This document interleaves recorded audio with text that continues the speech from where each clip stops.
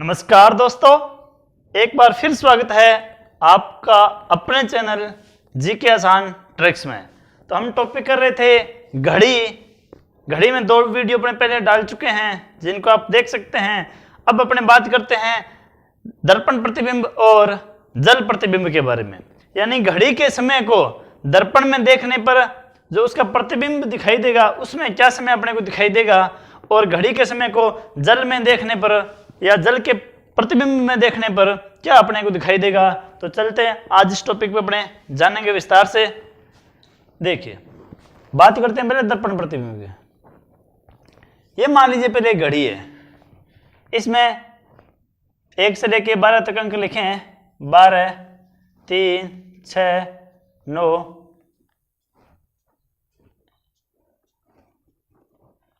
1, 2, 4, 5, 6, 7, 8, 9, 10, 11, 12। अब देखिए, दर्पण इस प्रकार से जब भी रखेंगे, मान लीजिए ये दर्पण रखा हुआ है। अब देखो, इसको दर्पण में देखेंगे इसी घड़ी को तो किस प्रकार अपने को दिखाई देगी। ध्यान रखना, दर्पण में हमेशा दायां और बायां जो चेंज है वो होता है, ऊपर नीचे में कोई चेंज नहीं होता। अगर दर्पण में देखने पर अगर ऊपर नीचे में चेंज होता तो आप जब अपने आप को निहारते तो आपकी टांगें ऊपर नजर आती और सिर आपका नीचे नजर आता। इसी क्योंकि ऊपर नीचे में कोई फर्क नहीं रहता। बायां और दाहिना, यानी आपका बायां हाथ है वो दर्पण में दाहिनी ओर दिखेगा और दाहिना हाथ है वो दर्पण में बाईं ओर दिखेगा, यानी दाएं और बाएं में ही परिवर्तन होता है। अब देखिए, ऊपर नीचे बिल्कुल सेम रहेगा, इसका मतलब यहाँ 12 आएगा और यहाँ 6 आएगा।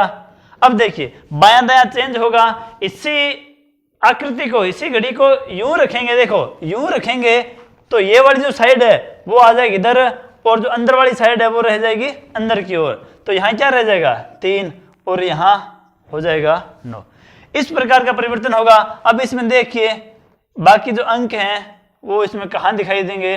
अब देखो, ये इस तरफ आएंगे और ये बढ़ेंगे इस तरफ। तो यहाँ 12 के बाद में इधर क्या है 1, 2, 3, 4, 5, 6, 7, 8, 9, 10, 11।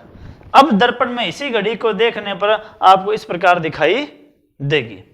ठीक है, अब देखो, इसको एक सारणी के रूप में अगर अपने समझे तो इस प्रकार होगा। आपसे कोई समय पूछ लिया कि ये जो समय है इस समय को कितने बजे दर्पण में देखने पर दिखाई देगा। तो देखिए,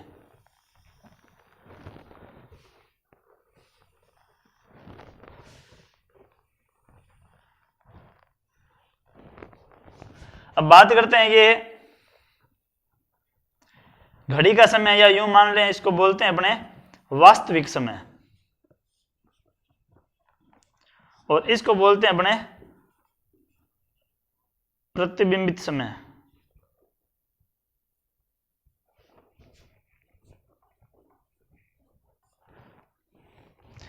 एक, 2, 3, 4, 5, 6, 7, 8, 9, 10, 11 और 12। एक घड़ी में 1 से लेकर 12 तक अंक लिखे होते हैं। अगर ये वास्तविक समय है तो इसका उल्टा यानी प्रतिबिंब में क्या समय दिखाई देगा। ध्यान दीजिए, 12 है वो हमेशा 12 ही दिखाई देगा। बाकी 1, 2, 3, 4, 5, 6, 7, 8, 9, 10 और 11। बिल्कुल सिंपल सा इसको फॉर्मूले को थोड़ा दिमाग में बिठाना कि जब भी आपसे पूछ लिया जाए कि वास्तविक घड़ी में 1 बज रहा है तो दर्पण में देखने पर उसमें कितने बजे दिखाई देंगे, तो आप एक पल में बोल देना कि उसमें 11 बजे दिखाई देंगे। अगर वास्तविक में 3 बज रहे हैं तो दर्पण में 9 बजेंगे, वास्तविक में 8 बज रहे हैं तो दर्पण में 4 बजेंगे। ठीक इसी का उल्टा ऐसा ही रहेगा। यदि आपको बोल दे कि घड़ी को दर्पण के प्रतिबिंब में देखने पर यदि 3 बज रहे हैं तो घड़ी में वास्तविक समय क्या होगा, तो 9 हो जाएगा। 2 का 10 हो जाएगा, 6 का 6 हो जाएगा, क्योंकि 6 का तो 6 ही रहेगा, कोई चेंज नहीं हो रहा। 12 का 12 ही रहेगा, कोई चेंज नहीं हो रहा। 10 का क्या हो जाएगा 2, 5 का क्या हो जाएगा 7। तो ये सारे अपने दिमाग में बिठा लो। ये तो है कि सीधा सीधा अगर कोई समय दे दिया घंटे के रूप में, अगर मिनट भी साथ में दी है। अब देखो इसको अपने इस 4 को अगर अपने वैसे लिखें तो इसको क्या लिखेंगे 4 घंटे 00 मिनट और 00 सेकंड। अगर इस 3 को या इस 2 को लिखते हैं तो क्या लिखते हैं 02 00 मिनट और 00 सेकंड। यही तो है ना 2। अब देखो इसका सूत्र क्या होता है कि इसको 11 तक के समय को अपने 12 में से घटाते हैं। अगर 11 तक का कोई समय हो, उसका वास्तविक समय दिया है, प्रतिबिंब समय निकालना हो, तो उसको इस प्रकार से घटाते हैं। अगर वहां जैसे मान लो ये 8 का घटाना है तो क्या करेंगे 0 8 0 0 और 0 0। अब इसको घटा लो, कितना हो गया, यानी 8 की क्या दिखेगा 4 दिखेगा।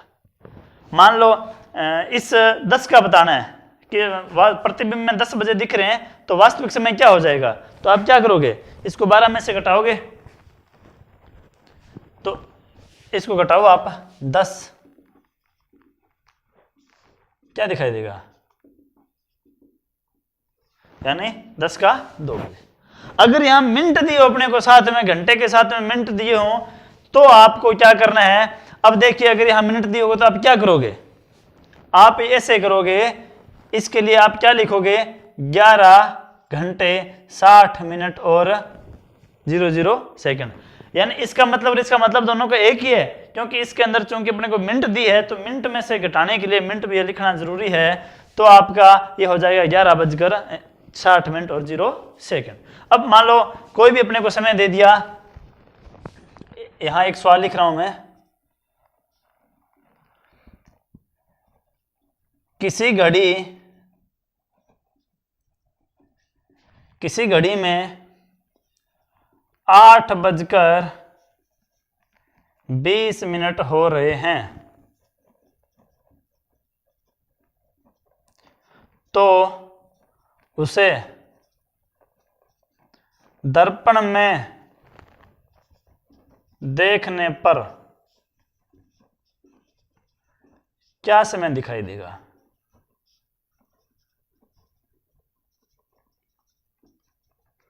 अब देखो अपने को किस में से घटाना है 11:60 में से, 11:60 में से घटाना है कितना 8:20, घटाइए 40 में से 60 में से 20 गए 40 और 11 में से 8 गए 3, यानी आपका उत्तर क्या हो जाएगा 3:40 मिनट। अगर 11 तक का समय है तो 12 में से घटाएंगे, अगर 11 से ज्यादा का समय है तो आपको घटाएंगे 24 में से। अब 12 को कैसे लिखेंगे 11:60 से लिखेंगे, और 24 को कैसे लिखेंगे 23:60 से लिखेंगे। अब मान लो कोई भी समय अपने पास आ गया हो, अब देखिए इधर यहां मान लो आ गया 11:20। 11:20 है तो इसको किस में से घटाएंगे, क्योंकि 11 से कम का समय है तो 11:60 में से घटाएंगे, और 11 से 1 तक का समय है तो उसको 23:60 में से घटाएंगे, यानी 23:60 में से 11:20। कितना हो गया 40, 3 में से 1 गया 2 और 2 में से 1 गया, यानी 12:40 आपका समय आ जाएगा। यानी दोनों एक दूसरे के उल्टे होंगे। अगर ये ज्ञात करना हो तो सेम फॉर्मूला रहेगा, और ये ज्ञात करना हो ये दिया तो भी सेम फॉर्मूला रहेगा। क्या रहेगा ध्यान देना, बस 11:60 और 23:60 में से घटा दें, इतना सही काम करना है।